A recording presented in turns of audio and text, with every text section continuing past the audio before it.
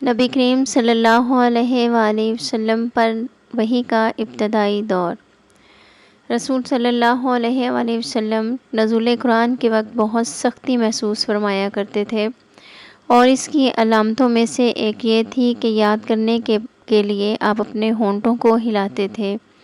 ابن عباس رضی اللہ تعالیٰ عنہ کہتے ہیں، میں اپنے ہونٹ ہلاتا ہوں جس طرح آپ ہلاتے تھے۔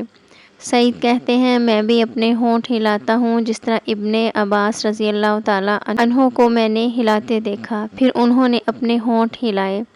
ابن عباس رضی اللہ تعالیٰ عنہ نے کہا، پھر یہ آیت اتری، اے محمد، قرآن کو جلد جلد یاد کرنے کے لیے اپنی زبان نہ ہلاؤ، اس کا جمع کر دینا اور پڑھا دینا ہمارا ذمہ ہے۔ ابن عباس رضی اللہ تعالیٰ عنہ کہتے ہیں، یعنی قرآن آپ صلی اللہ علیہ وآلہ وسلم کے دل میں جما دینا اور پڑھا دینا ہمارے ذمہ ہے، پھر جب ہم پڑھ چکیں تو اس پڑھے ہوئے کی اتباع کرو۔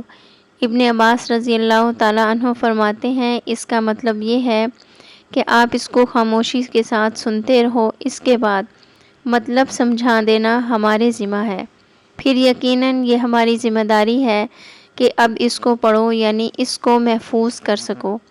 چنانچہ اس کے بعد جب آپ کے پاس جبرائیل علیہ السلام آئے، وحی لے کر آتے تو آپ توجہ سے سنتے، جب وہ چلے جاتے تو رسول صلی اللہ علیہ وآلہ وسلم اس وحی کو اس طرح پڑھتے جس طرح جبرائیل نے اسے پڑھا تھا۔ صحیح بخاری حدیث نمبر 5۔